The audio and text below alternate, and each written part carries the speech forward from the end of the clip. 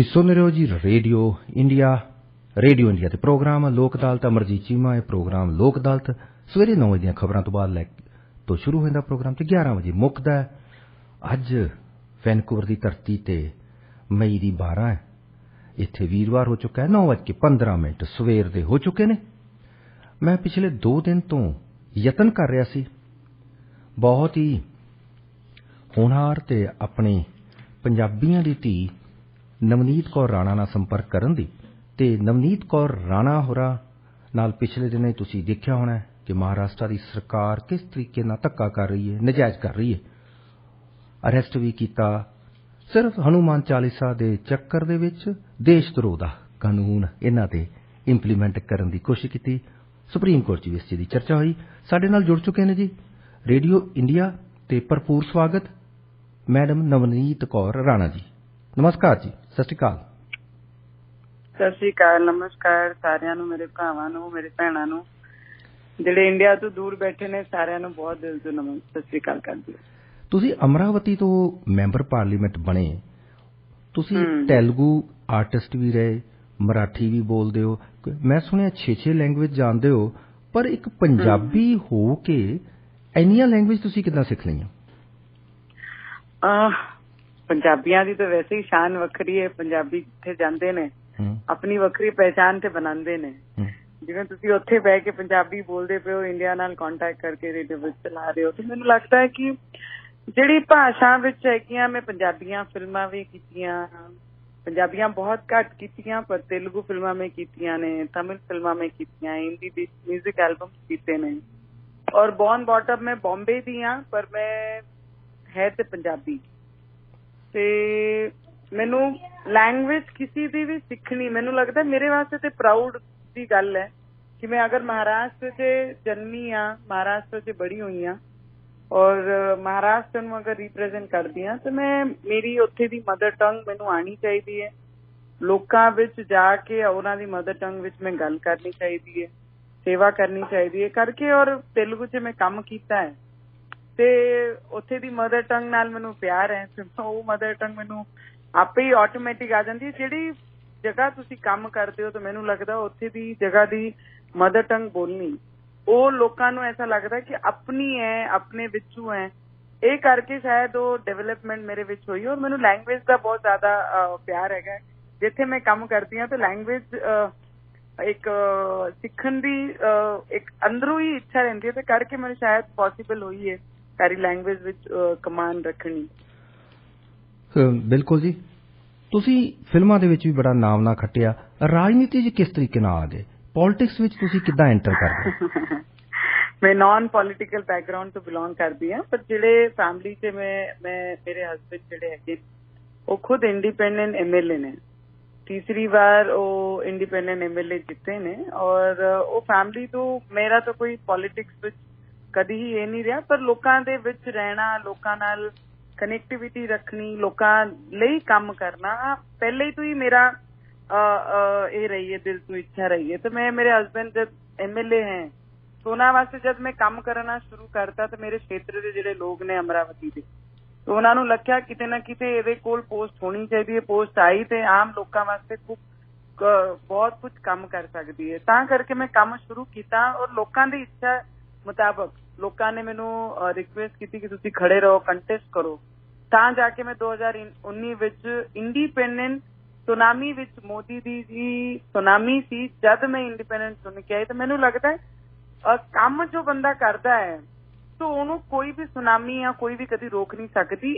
ਐਸੀ ਮੇਰੀ political career ਸ਼ੁਰੂ ਕੀਤੀ ਹੈ ਮੈਂ ਮੇਰੇ ਅਮਰਾਵਤੀ ਏਰੀਆ ਵਿੱਚ, ਡਿਸਟ੍ਰਿਕਟ ਵਿੱਚ। ਅਮਰਾਵਤੀ ਦੇ ਵਿੱਚ ਜਿਸ ਤਰੀਕੇ ਦੇ ਲੋਕ ਨੇ, ਕਿਸ ਭਾਸ਼ਾ ਨੂੰ ਬੋਲਦੇ ਨੇ? ਜ਼ਿਆਦਾ ਉਹ ਮਰਾਠੀ ਨੇ ਜਾਂ ਤੇਲਗੂ ਨੇ ਜਾਂ ਕੰਨੜ ਨੇ, ਕਿਸ ਤਰ੍ਹਾਂ ਦੇ? ਕਿਉਂਕਿ ਮਹਾਰਾਸ਼ਟਰ ਵਿੱਚ ਸਾਰੇ ਮਰਾਠੀ ਹੈ ਮੈਕਸੀਮਮ ਲੋਕ। ਜਿੱਥੋਂ ਮੈਂ ਬਿਲੋਂਗ ਕਰਦੀ ਹਾਂ ਅਮਰਾਵਤੀ, ਮੈਂ ਤਾਂ ਬੌਰਨ ਬੌਟਮ ਮੁੰਬਈ ਦੀ ਹਾਂ ਬੇਸਿਕਲੀ, ਪਰ ਅਮਰਾਵਤੀ ਤੇ ਮੈਕਸੀਮਮ ਮਰਾਠੀ ਭਾਸ਼ਾ ਨੂੰ ਇਹ ਬਿਲੋਂਗ ਕਰਦੇ ਨੇ। ਸਾਰੇ ਮਰਾਠੀ ਮਹਾਰਾਸ਼ਟਰ ਦੇ ਲੋਕ ਨੇ ਉੱਥੇ। ਔਰ ਕਿਸ ਤਰ੍ਹਾਂ ਦੇ ਲੋਕ ਨੇ? ਲੋਕ ਬਹੁਤ ਜ਼ਿਆਦਾ ਹੀ ਚੰਗੇ ਲੋਕ ਮੇਰੇ ਅਮਰਾਵਤੀ ਖੇਤਰ ਦੇ ਲੋਕ ਜਿਹੜੇ ਰਹਿੰਦੇ ਨੇ ਅਮਰਾਵਤੀ ਵਿੱਚ। ਫਿਰ ਜਨਾਨੀਆਂ ਫੀਮੇਲਸ ਦੇ ਜ਼ਿਆਦਾ ਸਪੋਰਟ ਮੈਨੂੰ ਮੇਰੇ ਅਮਰਾਵਤੀ ਤੋਂ ਰਹੇ, ਯੰਗਸਟਰਸ ਦੇ ਬਹੁਤ ਜ਼ਿਆਦਾ ਸਪੋਰਟ ਅਮਰਾਵਤੀ ਤੋਂ ਰਿਹਾ, ਕਿਉਂਕਿ ਇੱਕ ਇੰਡੀਪੈਂਡੈਂਟ ਪੰਜਾਬੀਆਂ ਦੇ ਬਹੁਤ ਘੱਟ ਘਰ ਨੇ ਉੱਥੇ। ਬਹੁਤ ਜਿਵੇਂ ਆਪਾਂ ਕਾਊਂਟ ਕਰ ਸਕੀਏ ਫਿੰਗਰਸ ਦੇ ਇੰਨੇ ਘਰ ਨੇ, ਬਹੁਤ ਛੋਟੀ ਜਿਹੀ ਆਪਣੀ ਕਮਿਊਨਿਟੀ ਉੱਥੇ ਬਿਲੋਂਗ ਕਰਦੀ, ਪਰ ਉਹਨਾਂ ਵਿੱਚ ਰਹਿ ਕੇ ਅਮਰਾਵਤੀ ਵਿੱਚ ਪੂਰੇ ਮਹਾਰਾਸ਼ਟਰ ਤੋਂ ਇੱਕ ਪੰਜਾਬੀ ਮੈਂ ਹੀ ਹਾਂ ਫੀਮੇਲ ਜਾਂ ਮੇਲ ਵਿੱਚ ਕਿ ਜੋ ਪੰਜਾਬੀ ਜਿੱਤ ਕੇ ਆਇਆ ਹੈ। ਤੋ ਲੋਕ ਹੀ ਚੰਗੇ ਨੇ ਔਰ ਕੰਮਾਂ ਨੂੰ ਇੰਪੋਰਟੈਂਸ ਦਿੰਦੇ ਨੇ, ਤਾਂ ਕਰਕੇ ਆਪਾਂ ਉੱਥੇ ਚੁਣ ਕੇ ਆਏ ਹਾਂ। ਤੇ ਜਿੰਨੇ ਵੀ ਉੱਥੇ ਗਰੀਬ ਲੋਕ ਨੇ, ਸ਼ੈਡਿਊਲ ਟ੍ਰਾਈਬ ਦੇ ਲੋਕ ਰਹਿੰਦੇ ਨੇ, ਜਿਵੇਂ ਉੱਥੇ ਬਹੁਤ ਸਾਰੇ ਇੱਕ ਕੌਂਸਟੀਟਿਊਂਸੀ ਮੇਰੀ ਹੈ ਜਿੱਥੇ ਸਿਰਫ ਸ਼ੈਡਿਊਲ ਟ੍ਰਾਈਬ ਲੋਕ ਰਹਿੰਦੇ ਨੇ, ਆਦੀਵਾਸੀ ਲੋਕ ਰਹਿੰਦੇ ਨੇ। ਬਾਕੀ ਜਿਹੜੇ 5 ਕੌਂਸਟੀਟਿਊਂਸੀ ਹੈ ਉਹ ਸਾਰੀਆਂ ਨਾਰਮਲ ਨੇ, ਪਰ ਸਾਰੇ ਹੀ ਲੋਕ ਅਗਰ ਗਰਾਊਂਡ 'ਚ ਕੰਮ ਕਰੋਗੇ, ਜ਼ਿਆਦਾ ਕਿਸਾਨ ਲੋਕ ਨੇ ਸਾਡੇ ਇੱਥੇ, ਕਿਸਾਨ ਜਿਹਨੂੰ ਆਪਾਂ ਫਾਰਮਰਸ ਬੋਲਦੇ ਨੇ, ਮੈਕਸੀਮਮ ਉਹ ਲੋਕ ਨੇ ਜੀ। तो ਉਹਨਾਂ ਵਿੱਚ ਜਾ ਕੇ ਉਹਨਾਂ ਦੀ ਪ੍ਰੋਬਲਮ ਸਮਝ ਕੇ ਉਹਨਾਂ ਵਿੱਚ ਹਮੇਸ਼ਾ ਰਹਿਣਾ, 9 ਸਾਲ ਮੈਂ ਮਿਹਨਤ ਕੀਤੀ ਹੈ, ਤਾਂ ਜਾ ਕੇ ਲੋਕਾਂ ਨੇ ਮੈਨੂੰ ਇੰਡੀਪੈਂਡੈਂਟ ਵੋਟ ਪਾਈ ਉੱਥੇ। ਨਵਨੀਤ ਜੀ, ਮੈਂ ਦੇਖ ਰਿਹਾ ਤੁਸੀਂ ਇੱਕ ਵਾਰ ਲੋਕ ਸਭਾ ਦੇ ਵਿੱਚ JNK ਦੇ ਜਿਹੜਾ ਉੱਥੇ ਧਾਰਾ 370 ਰੱਦ ਕਰਨ ਦੀ ਗੱਲਬਾਤ ਸੀ, ਉਹਦੇ ਹੱਕ 'ਚ ਬੋਲ ਰਹੇ ਸੀ। ਉਹ ਤੁਹਾਡਾ ਭਾਸ਼ਣ ਬੜਾ ਕਮਾਲ ਦਾ ਸੀਗਾ, ਲੋਕੀ ਬੜੇ ਹੈਰਾਨ ਹੋ ਰਹੇ ਸੀ। ਉਸ ਭਾਸ਼ਣ ਨੂੰ ਮੈਂ ਬਹੁਤ ਪਹਿਲਾਂ ਆਪਣੇ ਰੇਡੀਓ ਤੇ ਵੀ ਚਲਾਇਆ ਸੀ ਤੇ ਲੋਕ ਬੜੇ ਇੰਪ੍ਰੈਸ ਹੋਏ ਸੀਗੇ। ਤੁਹਾਡਾ ਜਿਹੜੀ ਲੋਕ ਸਭਾ 'ਚ ਬੋਲਣ ਦਾ ਅੰਦਾਜ਼ ਹੈ ਬੜਾ ਤਿੱਖਾ ਹੈ, ਇੱਕ ਅਲੱਗ ਸਟਾਈਲ ਹੈ, ਜਿਹਨੂੰ ਕਹਿੰਦੇ ਬੰਬਾਸਟਿਕ ਹੈ, ਬਹੁਤ ਘੱਟ ਲੋਕਾਂ ਕੋਲ ਹੁੰਦਾ। ਹੁਣ ਅਸੀਂ ਲੇਟੈਸਟ ਕੰਟਰੋਵਰਸੀ ਤੇ ਆਈਏ, ਤੁਹਾਡੇ ਬਾਰੇ ਜੋ ਉद्धਵ ਠਾਕਰੇ ਨੇ ਜੋ ਨਵਨੀਤ ਨਾਲ ਕਰ ਰਹੇ ਨੇ, ਮੈਂ ਅਖਬਾਰਾਂ ਪੜ੍ਹ ਰਿਹਾ, ਜੇ ਕਹਿੰਦੇ ਅੱਜ ਬਾਲਾ ਸਾਹਿਬ ਹੁੰਦੇ ਤਾਂ ਬਹੁਤ ਦੁਖੀ ਹੁੰਦੇ, ਇਹਦੇ ਬਾਰੇ ਦੱਸੋ ਜੀ। 100% ਜਿਹੜਾ ਜੋ ਵੀ ਕੁਝ ਹੋਇਆ ਹੈ, ਹੁਣ ਜਿਵੇਂ ਆਪਾਂ ਪਾਠ ਅਗਰ ਕਿਤੇ ਕਰਨਾ ਆਪਣੇ ਸਾਰਿਆਂ ਦੇ ਨਗਰ ਜਿਵੇਂ ਕੀਰਤਨ ਜਾਂਦੀ ਹੈ ਤੇ ਨਗਰ ਕੀਰਤਨ ਆਪਾਂ ਰੋਡ ਤੇ ਲੈ ਕੇ ਜਾਂਦੇ ਹੋ, ਸਾਰਿਆਂ ਨੇ ਦਰਸ਼ਨ ਕਰਨੇ ਚਾਹੀਦੇ ਨੇ, ਸਾਰਿਆਂ ਨੇ ਮੱਥਾ ਟੇਕਣਾ ਚਾਹੀਦਾ ਹੈ, ਸਾਰੇ ਸੇਵਾ ਕਰਦੇ ਨੇ। ਉਵੇਂ ਹੀ ਮੇਰੀ ਇੱਛਾ ਸੀ ਕਿ ਹਨੂਮਾਨ ਚਾਲੀਸਾ ਸੰਕਟ ਮੋਚਨ ਨੂੰ ਆਪਾਂ ਜਦੋਂ ਹੀ ਯਾਦ ਕਰਦੇ ਹਾਂ ਜਦ ਆਪਣੇ ਉੱਤੇ ਬਹੁਤ ਬੜੀ ਸੰਕਟ ਆਉਂਦੀ ਹੈ ਜੀ ਜੀ, ਤੇ ਸੰਕਟ ਜਿਹੜੀ ਉद्धਵ ਠਾਕਰੇ ਦੇ ਮਾਧਿਅਮਾਂ ਆਪਣੇ ਇੱਥੇ ਆਈ ਸੀ ਮਹਾਰਾਸ਼ਟਰ ਤੇ ਮੈਂ ਕਿਹਾ ਜਿਹੜਾ ਮੁੱਖ ਮੰਤਰੀ 2 ਸਾਲ ਆਪਣੇ CM ਆਫਿਸ 'ਚ ਨਹੀਂ ਜਾਂਦਾ, ਤੇ ਐਸੇ ਮੁੱਖ ਮੰਤਰੀ ਦੇ ਘਰ ਦੇ ਸਾਹਮਣੇ ਹਨੂਮਾਨ ਚਾਲੀਸਾ ਆਪਾਂ ਪੜ੍ਹਨਾ ਚਾਹੀਦਾ। ਪਹਿਲੇ ਤਾਂ ਮੈਂ ਇਹ ਕਿਹਾ ਕਿ ਹਨੂਮਾਨ ਜਯੰਤੀ ਦੇ ਦਿਨ ਉद्धਵ ਠਾਕਰੇ ਨੇ ਹਨੂਮਾਨ ਚਾਲੀਸਾ ਪੜ੍ਹਨਾ ਚਾਹੀਦਾ ਹੈ। ਜਿਹੜਾ ਸੰਕਟ ਸਾਡੇ ਮਹਾਰਾਸ਼ਟਰ ਤੇ ਆਇਆ, ਸੰਕਟ ਕਿਤੇ ਨਾ ਕਿਤੇ ਦੂਰ ਹੋ ਜਾਏਗਾ। ਇਹ ਸਾਡੇ ਬਿਲੀਵ ਨੇ ਜੀ ਜੀ, ਜਿਵੇਂ ਅਰਦਾਸ ਆਪਾਂ ਸੁਣਦੇ ਹਾਂ, ਆਪਾਂ ਖੜੇ ਹੋ ਕੇ ਅਰਦਾਸ ਕਰਦੇ ਹਾਂ, ਮੱਥਾ ਟੇਕਦੇ ਹਾਂ, ਤੇ ਆਪਣੀ ਬਿਲੀਵ ਹੈ ਜੀ ਜੀ, ਅਸੀਂ ਮੱਥਾ ਕਰ ਝੁਕਾਵਾਂਗੇ ਤਾਂ ਉਹਨਾਂ ਆਸ਼ੀਰਵਾਦ ਰੱਬ ਆਪਾਂ ਨੂੰ ਦੇਵੇਗਾ। ਇਹ ਸਾਡਾ ਬਿਲੀਵ ਹੈ ਉਹਦੇ ਵਿੱਚ। ਔਰ ਓਦਾਂ ਹੀ ਸੰਕਟ ਮੋਚਨ ਨੂੰ ਯਾਦ ਕਰਾਂਗੇ ਤਾਂ ਸੰਕਟ ਕਿਤੇ ਨਾ ਕਿਤੇ ਦੂਰ ਹੋਏਗਾ। ਇਹ ਸਾਡਾ ਬਿਲੀਵ ਹੈ। ਅਸੀਂ ਰਿਕੁਐਸਟ ਕੀਤੀ ਕਿ ਤੁਸੀਂ ਹਨੂਮਾਨ ਚਾਲੀਸਾ ਦਾ ਪਾਠ ਕਰੋ। ਉਹਨਾਂ ਨੇ ਪਾਠ ਤੇ ਕੀਤਾ ਨਹੀਂ, ਅਸੀਂ ਕਿਹਾ ਇਹ ਨਹੀਂ ਕਰਨਗੇ ਤਾਂ ਅਸੀਂ ਉਹਨਾਂ ਦੇ ਘਰ ਦੇ ਸਾਹਮਣੇ ਆ ਕੇ ਕਰਾਂਗੇ। ਸਿੰਪਲ ਜੀ ਲਾਈਨ ਸੀ ਮੇਰੀ ਕਿ ਉਹਨਾਂ ਨੇ ਹਨੂਮਾਨ ਚਾਲੀਸਾ ਦਾ ਪਾਠ ਕਰਨਾ ਚਾਹੀਦਾ ਹੈ, ਨਹੀਂ ਕੀਤਾ ਤੇ ਅਸੀਂ ਉਹਨਾਂ ਦੇ ਘਰ ਦੇ ਸਾਹਮਣੇ ਆ ਕੇ ਪਾਠ ਕਰਾਂਗੇ। ਘਰ ਦੇ ਅੰਦਰ ਨਹੀਂ ਕਿਹਾ, ਘਰ ਦੇ ਬਾਹਰ ਰੋਡ ਤੇ ਅਸੀਂ ਆ ਕੇ ਹਨੂਮਾਨ ਚਾਲੀਸਾ ਪਾਠ ਕਰਾਂਗੇ। ਪਰ ਉਹਨਾਂ ਨੇ ਇੰਨਾ ਸੀਰੀਅਸ ਲੈ ਲਿਆ ਕਿ ਮੈਨੂੰ ਲੱਗਦਾ ਹੈ ਹਨੂਮਾਨ ਚਾਲੀਸਾ ਪੜ੍ਹਨਾ ਤੇ ਮੈਂ ਦੂਰ, ਮੈਂ ਘਰ ਤੋਂ ਨਿਕਲੀ ਵੀ ਨਹੀਂ। ਜਦ ਮੈਨੂੰ 149 ਦੀ ਕਲਮ ਦੀ ਆਫੈਂਸ ਦੀ ਨੋਟਿਸ ਉਹਨਾਂ ਨੇ ਮੈਨੂੰ ਹੱਥ 'ਚ ਦਿੱਤੀ ਪੁਲਿਸ ਵਾਲੇ ਨੇ ਕਿ you can not move out from this house, you can not step out from this house till we don't allow you. ਤਾਂ ਆਪਾਂ ਤੇ ਅਗਰੀ ਕੀਤਾ, ਆਪਾਂ ਕਿਹਾ ਕਿ okay we won't move out, ਆਪਾਂ ਨਹੀਂ ਜਾਵਾਂਗੇ। ਔਰ ਅਸੀਂ ਗਏ ਨਹੀਂ 2 ਦਿਨ ਅਸੀਂ ਘਰ ਤੋਂ ਬਾਹਰ ਹੀ ਨਹੀਂ ਨਿਕਲੇ। ਔਰ 2:45 ਵਜੇ ਦੂਸਰੇ ਦਿਨ ਆਪਾਂ ਉਹ ਪ੍ਰੈਸ ਕਾਨਫਰੰਸ ਲੈ ਕੇ ਆਪਾਂ ਡਿਕਲੇਅਰ ਕਰਤਾ ਕਿ ਅਸੀਂ ਉਹਨਾਂ ਦੇ ਘਰ ਦੇ ਸਾਹਮਣੇ ਜਾਣਾ ਨਹੀਂ, ਅਸੀਂ ਜਾ ਨਹੀਂ ਰਹੇ, ਕਿਉਂਕਿ PM ਸਾਹਿਬ ਦੂਸਰੇ ਦਿਨ ਸਾਡੇ ਮੁੰਬਈ 'ਚ ਆਉਣ ਵਾਲੇ ਸੀ, ਉਹਨਾਂ ਦਾ ਪ੍ਰੋਗਰਾਮ ਸੀ। I said we don't want any law and orders go in the other line, ਤੇ ਆਪਾਂ ਇਹਦੇ ਵਿੱਚ ਕੁਝ ਵੀ ਕ੍ਰੀਏਟ ਨਹੀਂ ਕਰਾਂਗੇ, ਆਪਾਂ ਜਾਣਾ ਹੀ ਨਹੀਂ ਕਰਕੇ। 2:45 ਵਜੇ ਪ੍ਰੈਸ ਕਾਨਫਰੰਸ ਲੈਣ ਤੋਂ ਬਾਅਦ 5:30 ਵਜੇ ਮੇਰੇ ਉੱਤੇ ਆਫੈਂਸ ਦਾਖਲ ਹੁੰਦਾ ਹੈ ਔਰ MLA ਮੇਰੇ ਹਸਬੈਂਡ ਤੇ ਆਫੈਂਸ ਦਾਖਲ ਹੁੰਦਾ ਹੈ। ਉਹ ਵੀ 153A ਹੁੰਦਾ ਹੈ ਜਿਹੜਾ ਬੇਲੇਬਲ ਹੁੰਦਾ ਹੈ ਜੀ। ਸਾਨੂੰ ਬੇਲੇਬਲ ਆਫੈਂਸ ਵਿੱਚ ਲੈ ਕੇ ਗਏ ਪੁਲਿਸ ਸਟੇਸ਼ਨ ਜ਼ਬਰਦਸਤੀ, ਬਹੁਤ ਹਾਰਸ਼ ਟ੍ਰੀਟਮੈਂਟ ਸਾਨੂੰ ਘਰ ਸਾਡੇ ਜ਼ਬਰਦਸਤੀ ਘੁਸ ਕੇ ਸਾਨੂੰ ਟਾਰਚਰ ਕੀਤਾ, ਸਾਨੂੰ ਜਾਣਾ ਹੀ ਪੈਣਾ, ਆਣਾ ਹੀ ਪੈਣਾ ਹੈ। ਔਰ ਫਿਰ ਅਸੀਂ ਗਏ ਕਿ it is a bailable offence, ਆਪਾਂ ਬੇਲ ਦੂਸਰੇ ਦਿਨ ਕੋਰਟ 'ਚ ਲੈ ਲਵਾਂਗੇ ਕਰਕੇ। ਜਦ ਮੇਰੇ ਐਡਵੋਕੇਟ ਨੇ ਦੱਸਿਆ ਕਿ it is a bailable offence, ਜਦ ਇਹਨਾਂ ਨੇ ਰਾਤ ਨੂੰ 9-10 ਵਜੇ ਸਾਡੇ ਉੱਤੇ ਨਾਨ ਬੇਲੇਬਲ ਆਫੈਂਸ ਦਾਖਲ ਕੀਤੇ ਜੀ, ਤੇ ਉਹਦੇ ਵਿੱਚ ਐਡੀਸ਼ਨਲ ਕੀਤੇ। ਤਾਂ ਉਹ ਵੀ ਐਡੀਸ਼ਨਲ ਕਿਵੇਂ ਕੀਤੇ? ਦੇਸ਼ ਦਰੋਹ ਦਾ। ਇਦਾਂ ਦੇ ਐਲੀਗੇਸ਼ਨ ਕਿਉਂ ਲਗਾਏ? ਠੀਕ ਹੈ, ਤੁਸੀਂ ਪੋਲੀਟੀਕਲ ਉਹਨਾਂ ਦੇ ਓਪੋਨੈਂਟ ਹੋ, ਕੋਈ ਵੀ ਪੋਲੀਟੀਕਲ ਓਪੋਨੈਂਟ ਕਿਸ ਤਰ੍ਹਾਂ ਕਰਦਾ, ਇਸ ਤਰ੍ਹਾਂ ਦੇ ਖਾਸ ਕਰ ਐਲੀਗੇਸ਼ਨ ਕਿਉਂ ਲਗਾਏ ਗਏ? ਇਹਨਾਂ ਨੂੰ ਕਿਤੇ ਹੋਰੋਂ ਕੋਈ ਹੋਰ ਪਾਵਰ ਸੀ ਜਿਹੜੀ ਇੰਸਪੈਕਟ ਕਰ ਰਹੀ ਸੀ ਕਿ ਨਵਨੀਤ ਰਾਣਾ ਤੇ ਉਹਨਾਂ ਦੇ ਹਸਬੈਂਡ ਦੇ ਉੱਤੇ ਦੇਸ਼ ਦਰੋਹ ਦਾ ਆਰੋਪ ਲਗਾਇਆ ਗਿਆ? ਸਿੱਧਾ ਉद्धਵ ਠਾਕਰੇ ਇਨਵੋਲਵ ਸੀ। ਉद्धਵ ਠਾਕਰੇ ਨੂੰ ਕੀ ਟਰਬਲ? ਉद्धਵ ਠਾਕਰੇ ਵੀ ਤਾਂ ਹਿੰਦੂਵਾਦੀ ਪਾਰਟੀ ਦਾ ਹੀ ਨਹੀਂ ਟਾਈਮ ਮੈਂ ਕਿਹਾ ਸਾਡੇ ਉੱਤੇ ਜਿਹੜੇ ਆਫੈਂਸ ਲਾਏ 153A ਉਹ ਵੀ ਐਵੇਂ ਹੁੰਦਾ ਹੈ ਕਿ ਉਹਦੇ ਵਿੱਚ ਇੱਕ ਕਲਮ ਰਹਿੰਦੀ, ਉਹ ਕਲਮ ਵਿੱਚ ਇਹ ਕਹਿੰਦਾ ਹੈ ਕਿ ਦੋ ਸਮਾਜਾਂ ਵਿੱਚ, ਦੋ ਰਿਲੀਜਨ ਵਿੱਚ ਜਦ ਅਸੀਂ ਹੈਟਰੇਟ ਨਿਰਮਾਣ ਕਰਾਂਗੇ ਤਾਂ ਉਹ ਕਲਮ ਲੱਗਦੀ ਹੈ। ਮੈਂ ਤਾਂ ਉਹਦੇ ਘਰ ਦੇ ਸਾਹਮਣੇ ਕਹਿ ਰਹੀ ਹਾਂ ਜਿਹੜਾ ਉਹਦੇ ਵਿੱਚ ਉਹ ਖੁਦ ਬੋਲਦੇ ਨੇ ਕਿ ਅਸੀਂ ਬਿਲੀਵ ਰੱਖਦੇ ਹਾਂ, ਤੇ ਹੈਟਰੇਟ ਨਿਰਮਾਣ ਹੁੰਦੀ ਨਹੀਂ। हेटरेट निर्माण होती नहीं तो कोई भी ऑफेंस मेरे उत्ते लगना इट इज नॉट लीगल। ਉਹਦੇ ਬਾਅਦ 124A ਸੈਡੀਸ਼ਨ ਲਗਾਈ ਉਹਨਾਂ ਨੇ ਤੇ ਉਹਦੇ ਵਿੱਚ ਤੇ ਦੇਸ਼ ਦਰੋਹ ਦੱਸਦਾ ਸਾਨੂੰ। ਹਨੂਮਾਨ ਚਾਲੀਸਾ ਪੜ੍ਹਨਾ ਮੈਂ ਤੇ ਸਾਰੇ ਪੂਰੇ ਦੇਸ਼ ਨੂੰ ਪੁੱਛ ਰਹੀ ਸੀ ਕਿ ਮੈਂ ਕੀ ਕੀਤਾ ਜਿਹੜਾ ਦੇਸ਼ ਦਰੋਹ ਦਾ ਕਲਮ ਮੇਰੇ ਉੱਤੇ ਲਾਈ ਹੈ, ਕਿਉਂਕਿ ਸੁਪਰੀਮ ਕੋਰਟ 'ਚ ਜਦ ਇਹਦੇ ਉੱਤੇ ਸਟੇ ਆਇਆ ਤਾਂ ਉਹਨਾਂ ਨੇ ਇਹ ਚੀਜ਼ ਦਾ ਉਲੇਖ ਕੀਤਾ ਕਿ ਇਹਦਾ ਮਿਸਯੂਜ਼ ਕਿਸ ਤਰੀਕੇ ਨਾਲ ਹੋ ਰਿਹਾ। ਔਰ ਇੱਕ ਫੀਮੇਲ ਪਹਿਲੀ ਮਹਿਲਾ ਹੈ ਜਿਹਨੂੰ ਐਜ਼ ਅ ਰਿਪਰੈਜ਼ੈਂਟੇਟਿਵ ਜੇਲ੍ਹ ਵਿੱਚ ਭੇਜਿਆ ਔਰ ਕਿਹੜੇ ਆਫੈਂਸ 'ਚ ਕਿਹੜਾ ਗੁਨਾਹ ਕੀਤਾ ਕਿ ਉਹ ਹਨੂਮਾਨ ਚਾਲੀਸਾ ਪੜਨ ਵਾਲੀ ਸੀ। ਕਿਉਂਕਿ ਹੁਣ ਅਸੀਂ ਕ੍ਰਿਟੀਸਾਈਜ਼ ਨਹੀਂ ਕਰਾਂਗੇ, ਤੁਹਾਡੀ ਕਮੀਆਂ ਅਸੀਂ ਲੋਕਾਂ ਨੂੰ ਨਹੀਂ ਦੱਸਾਂਗੇ ਤੇ ਸਾਡਾ ਕੰਮ ਕੀ ਹੈ, ਲੋਕਾਂ ਨੇ ਸਾਨੂੰ ਚੁਣ ਕੇ ਕੀ ਕਦੇ ਵਾਸਤੇ ਦਿੱਤਾ ਹੈ। ਤਾਂ ਉਹੀ ਮੈਂ ਸਿਰਫ ਸਿੱਧਾ ਰੱਖਿਆ ਸੀ, ਯਾਨੀ ਉਹਨਾਂ ਦਾ ਇਹੀ ਬੋਲਣਾ ਸੀ ਕਿ ਸਾਡੇ ਬਾਰੇ ਕੋਈ ਵੀ ਕੁਝ ਬੋਲੇ ਨਾ, ਜੋ ਬੋਲੇਗਾ ਉਹਦਾ ਘਰ ਤੋੜਾਂਗੇ, ਉਹਨੂੰ ਦੇਸ਼ ਦਰੋਹ ਵਿੱਚ ਅੰਦਰ ਪਾਵਾਂਗੇ, ਲੌਕਅਪ ਵਿੱਚ ਬੰਦ ਕਰਾਂਗੇ, ਜੇਲ੍ਹ ਵਿੱਚ ਪਾਵਾਂਗੇ। ਅਸੀਂ ਡਰਨ ਵਾਲੇ ਲੋਕ ਨਹੀਂ ਹੈ ਨਾ ਜੀ। ਸਾਡਾ ਕਿਹੜਾ 2 ਨੰਬਰ ਦਾ ਧੰਦਾ ਜਿਹੜਾ ਅਸੀਂ ਡਰਨਾ ਹੈ। ਅਸੀਂ ਲੋਕਾਂ ਦੇ ਸੇਵਾ ਵਾਸਤੇ ਅੱਗੇ ਆਏ ਹਾਂ। ਤੇ ਜਿਹੜਾ ਮੁੱਖ ਮੰਤਰੀ ਹੈਗਾ ਚੀਫ ਮਿਨਿਸਟਰ ਆਫ ਮਹਾਰਾਸ਼ਟਰ ਅਗਰ ਕੋਈ ਗਲਤੀ ਕਰਦਾ ਹੈ ਤਾਂ ਉਹਦੇ ਅਗੇਂਸਟ ਬੋਲਣਾ, ਮੇਰੇ ਮਹਾਰਾਸ਼ਟਰ ਦਾ ਵਿਕਾਸ ਕਰਕੇ ਲੈਣਾ, ਪ੍ਰੋਗਰੈਸ ਕਰਕੇ ਲੈਣਾ, ਇਹ ਮੇਰੀ ਜਵਾਬਦਾਰੀ ਮੇਰੇ ਲੋਕਾਂ ਨੇ ਦਿੱਤੀ ਹੈ ਮੈਨੂੰ। ਬਿਲਕੁਲ। ਸਾਡੇ ਨਾਲ ਇਸ ਵਕਤ ਜੁੜੇ ਹੋਏ ਨੇ ਮੈਂਬਰ ਪਾਰਲੀਮੈਂਟ ਭਾਰਤ ਤੋਂ ਅਮਰਾਵਤੀ ਤੋਂ ਨਵਨੀਤ ਕੌਰ ਰਾਣਾ। ਤੁਸੀਂ ਸੁਣ ਰਹੇ ਹੋ ਰੇਡੀਓ ਇੰਡੀਆ, ਪ੍ਰੋਗਰਾਮ ਲੋਕ ਅਦਾਲਤ। ਅਮਰਜੀਤ ਚੀਮਾ ਪ੍ਰੋਗਰਾਮ ਪੇਸ਼ ਕਰ ਰਿਹਾ KRP 1110 AM। ਇਹ ਸਾਡੀ ਫ੍ਰੀਕੁਐਂਸੀ radioindia.ca ਤੇ ਵੀ ਸਾਡੇ ਨਾਲ ਜੁੜ ਸਕਦੇ ਹੋ। ਸੋਸ਼ਲ ਮੀਡੀਆ ਫੇਸਬੁੱਕ 'ਚ ਰੇਡੀਓ ਇੰਡੀਆ, ਟਵਿੱਟਰ 'ਚ ਰੇਡੀਓ ਇੰਡੀਆ 1110 ਤੇ ਇੰਸਟਾਗ੍ਰਾਮ 'ਚ ਰੇਡੀਓ ਇੰਡੀਆ 1110 ਤੇ ਵੀ ਜੁੜ ਸਕਦੇ ਹੋ। ਰੇਡੀਓ ਇੰਡੀਆ ਦੀ ਐਪ ਡਾਊਨਲੋਡ ਕਰ ਲਓ, ਬੜਾ ਸੌਖਾ ਰਹੇਗਾ।